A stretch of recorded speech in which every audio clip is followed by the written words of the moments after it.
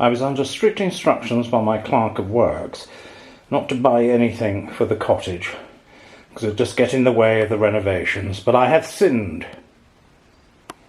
Oh dear. I have sinned.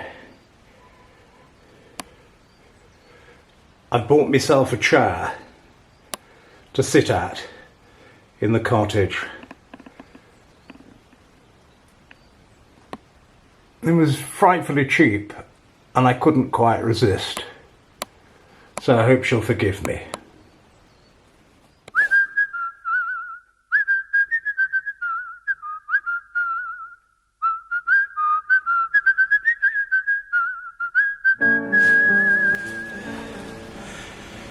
Well, hello viewers, nice to see you.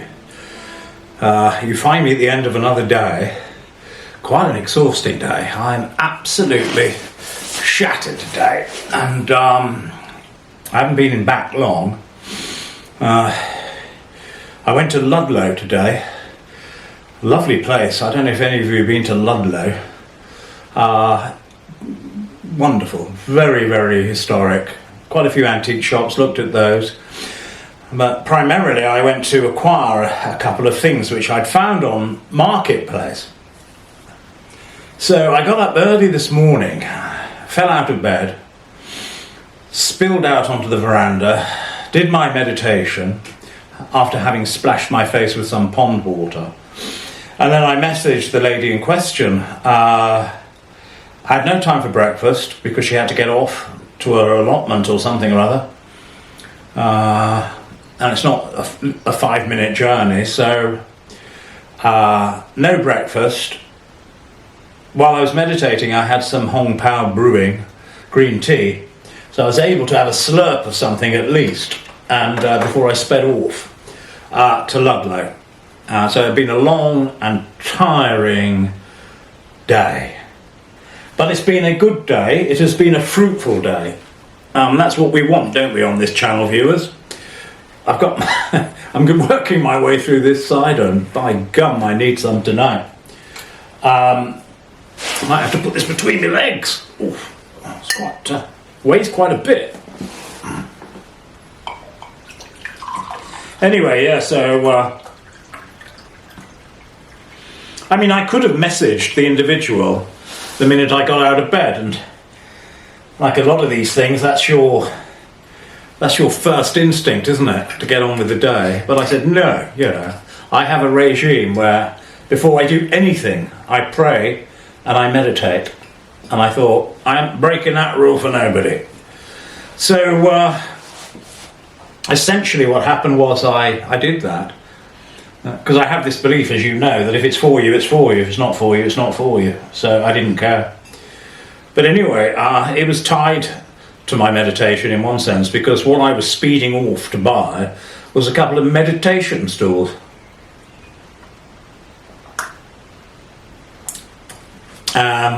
Because I've got a knackered knee and I can't sit cross-legged like I used to, not as well, certainly not in the short term, maybe in the long term too.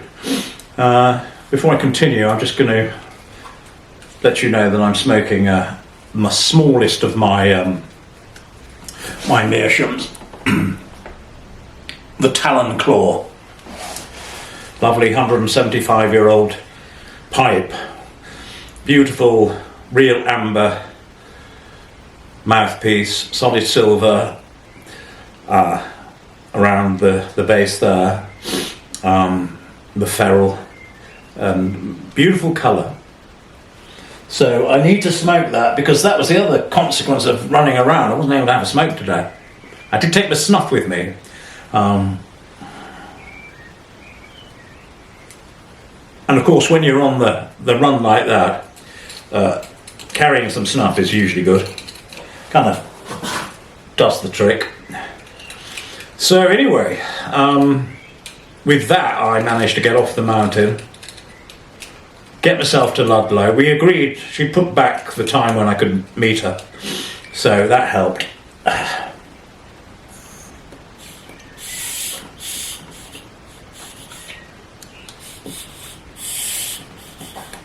And off I went. and I passed Stokesley Castle on the way. Some of you may have heard of Stokesley Castle. I think it's one of the best preserved moated castellated farms or something or other in the country.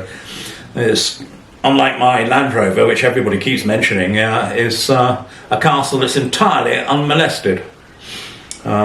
Speaking of which, a lot of people are very keen to tell me, even though it was registered in 1961 and has had Series 3 parts put on it, not all Series 3 parts, but some, people have been very keen to say it's not a Land Rover 2A. What you've got there is a Land Rover Series 3, even though that came in 10 years later.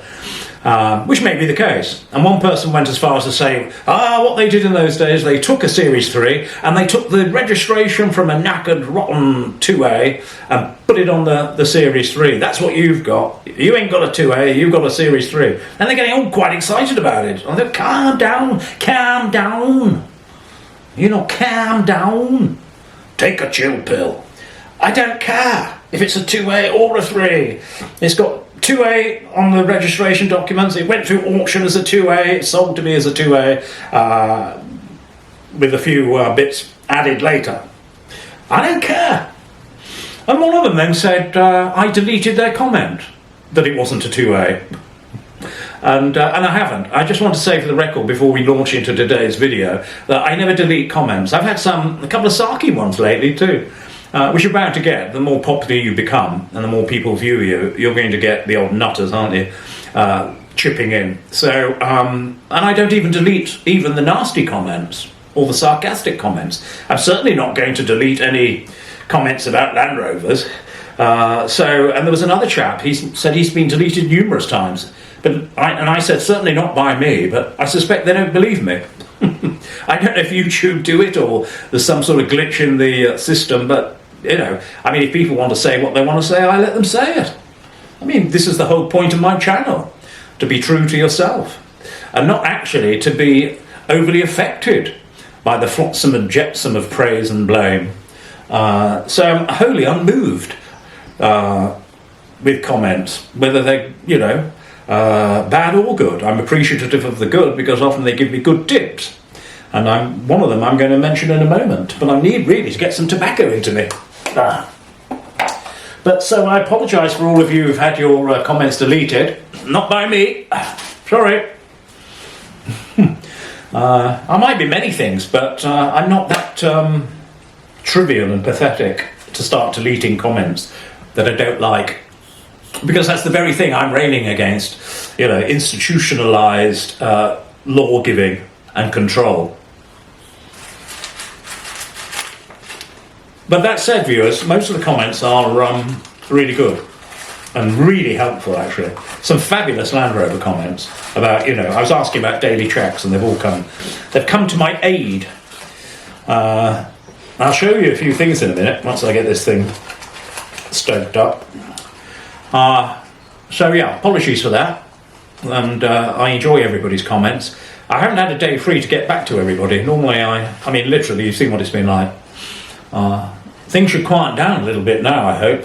I say. I knew today was going to be a full day, and what a full day.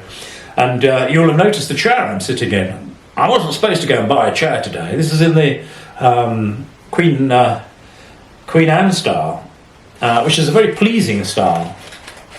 It's missing its bottom cushion, though. That's an easy fix. But it was cheaper than a B&Q deck chair, so don't have a go at me. Think I'm all very rich and I can go to these antique shops and buy things. If I told you how cheap it was, you wouldn't believe me. And but why I bought it was because I love this room, and it just got a lovely window there. I could read in this chair, couldn't I? And get some use out of the house while I'm renovating it. And so to have a nice comfortable chair in here rather than always be in the caravan or the veranda is a win. So I hope my clerk of works won't be too hard on me for purchasing it. I'm smoking, what am I smoking? Yeah, I'm smoking that Peterson Special Cut. As I said, I think on yesterday's video, it's a lot better than I thought it was. Quite an easy smoke, a pleasant smoke. So, off I sped and once I spark up, I need to show you something before I spark up. One viewer, you remember I was remonstrating like a baby about how there was a smile on my the lid on my Zippo, and that it wouldn't shut completely cleanly and slightly ajar. And a lot of people chimed in and said, oh, that's quite normal for old Zippos. Well, it's gone, my friends. It is gone. The smile has gone from my Zippo. Not from me, but from my Zippo. Works perfectly. Shuts perfectly. I mean, is there any nicer sound than that to a pipe smoker? That lovely little ting when it opens. One of my wonderful viewers left a comment and explained exactly how I'm to manhandle the case once you've taken the inside out. And that did the job. Couldn't believe it. Simple as that. Haven't broken anything, haven't broken the hinge. Everything as it should be. Almost as good as the day it was born, apart from that beautiful patina of age that you get on an old brass lighter. Isn't it amazing how the simple things can warm the cockles of your heart? Something as simple as that. Anyway, let's get this thing stoked up.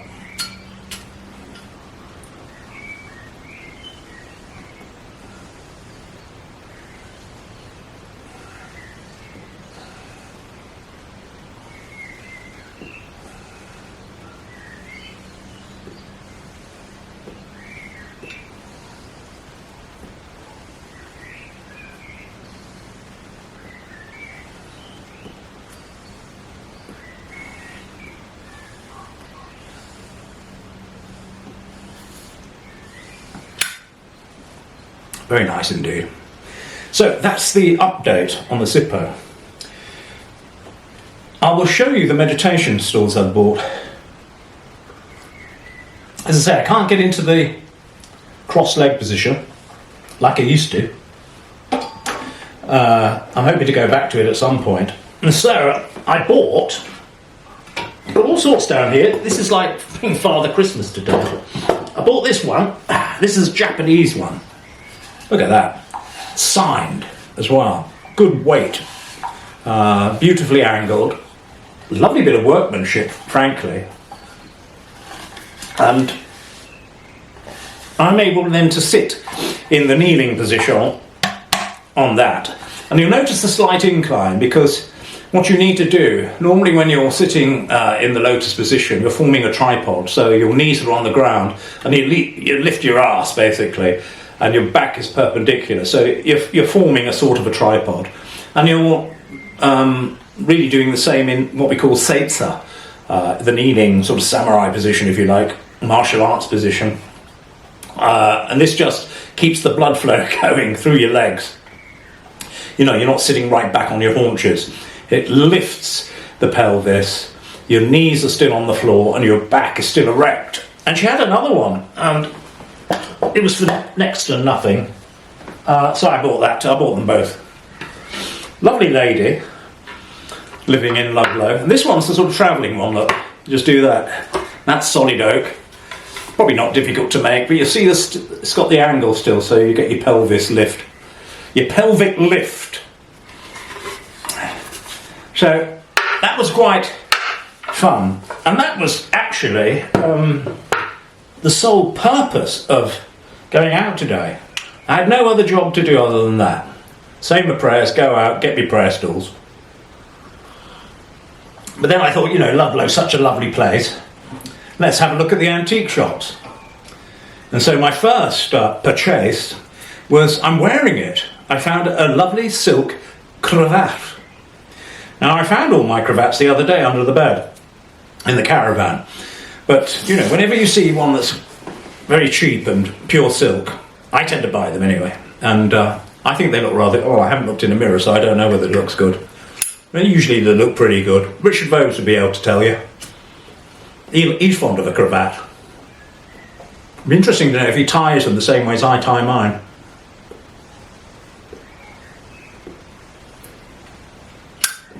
It's a shame more men don't wear them anymore.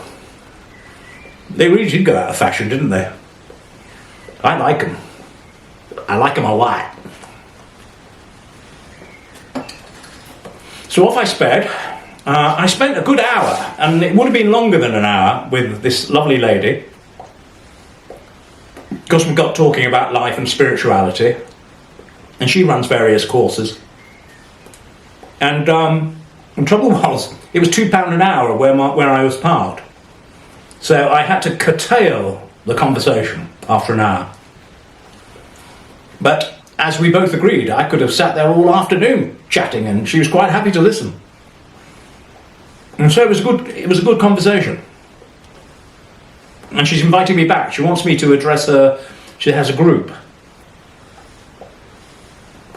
I think they meet in her cellar. When she first mentioned coming down to her cellar, I was rather nervous. I wasn't quite sure what was in the cellar. Well, I'm sure it's just a load of prayer cushions and candles and what have you. But anyway, she was lovely to meet. And thank you if you're watching. She probably isn't, I don't know. I don't think she knows about the channel. But she might discover me, and if so, thanks very much, Lisa Ann. That was great. So I got those. A number of other little things of no consequence came from Amazon. And a gardening instrument has arrived. And what you need, in this game, is a good rake, a strong rake. Not a flimsy rake.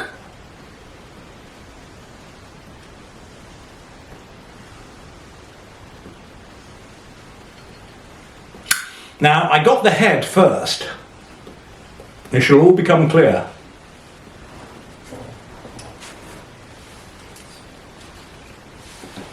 That came last week. Wolf is a German company, Wolfgarten. That's solid, weighs a ton. And the good thing about the Wolfgarten system is you can put different ends in your pole. It's really well made. That's not going to break. And what happened today was, I nearly had a heart attack. This guy just was suddenly outside the caravan. Normally I have to go up the track. This guy opened the gate, come all the way down to deliver this thing. Oh, look at that. It's not dissimilar to what we call a bow in Japanese martial arts. Can you see it? This is, they do them in sort of a plastic aluminium thing or something or other, but I fancied having a wooden one. I like wood. I like natural, you really could use this as a martial arts bow, they're called. They're like a main staff in Japanese. It's a fighting instrument. And I did a bit of it actually when I was studying Katori Shinto-ryo, which is one of the hardest martial arts systems in the world. I don't think I could do it now with my hip. But I'm going to give it a go.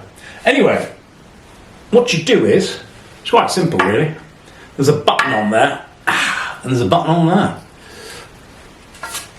And so you take your, it doesn't go straight in, you have to, there's a button there, you press that, in it goes. Look at that, and it's absolutely solid. And there you have it. But the beauty of this system is, with this one gorgeous, I believe it's ash, stem, you can put a variety of different ends on. So you can have a beautiful stack of different hose in your workshop. And you just swap them out, take it off, and put your other one in. So that's that one done. So it's been a day of presents as well. Lots of prezzies for Father John, just as I like it. And the last thing that came, that I can remember at least, remember I said I'd ordered a couple of manuals. There you go, look at that. It's one of me Haynes. The workshop manual's on its way. But there we go. Because I haven't got a clue and I need to learn. I'm rather hoping, as I tinker inside the vehicle, that there will be some other clues as to whether it's a 2A or a 3, which some people are getting overly exercised about. For example, the windscreen wipers are different on a 2A and a 3. I believe on the 2A they're mounted straight into the bulkhead. There are little giveaways. There is no side vent on mine, like there is on a 3 on the front panel. But again, they'll say, that's because, they took that off and put a Series 2 panel on it to make it look like a Series 2A. Well, maybe they did. Calm down, calm down. Calm down. Life's too short, my friends. You can imagine going to the pearly gates and St. Peter saying, well, you're not coming in here until you can explain the difference between a Land Rover 2A and a Land Rover 3 Series. No. You've got to answer it correctly or you're not getting in. But I understand. People have hobbies and people are purists and they're quite right to be exercised, I suppose. If you're talking about things and claiming things that aren't so, they're well within their rights to put you right. Put him right. Sitting on that channel talking about Series 2As when it's a Series with 3.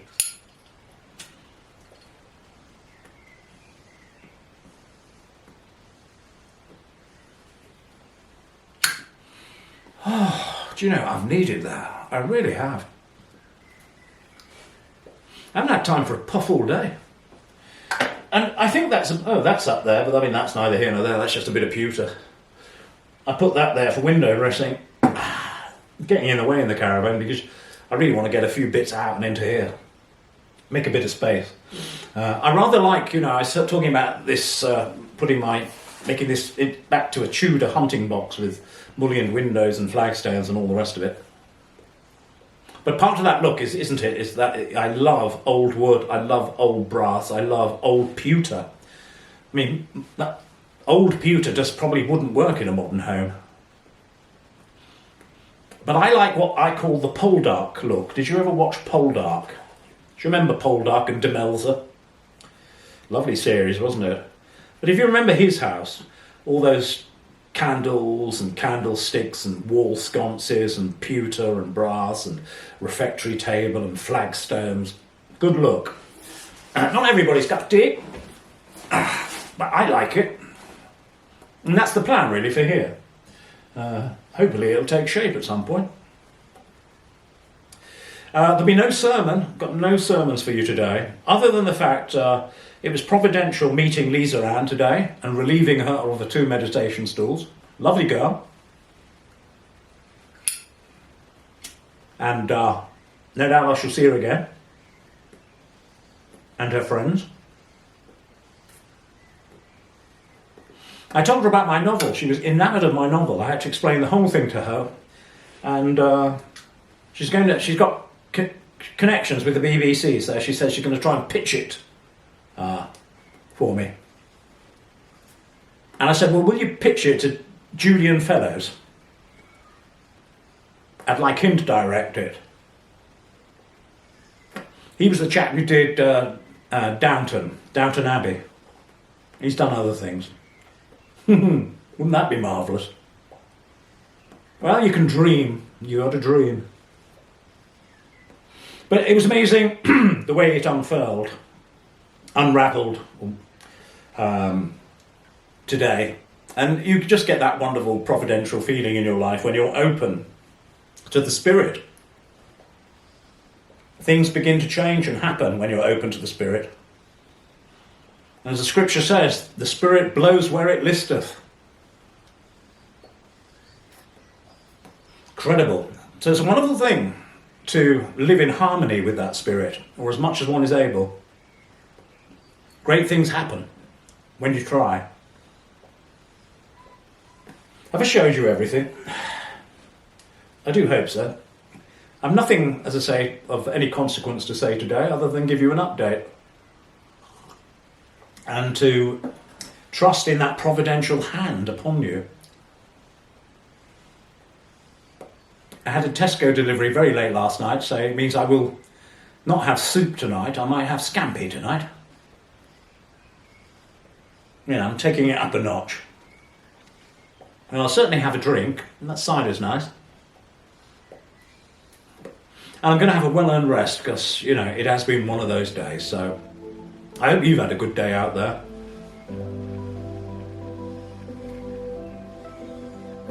I hope you're in a good place, mentally, spiritually, physically. I hope you're beginning in your life to join up the dots, to start to see some sense of design in your life rather than chaos.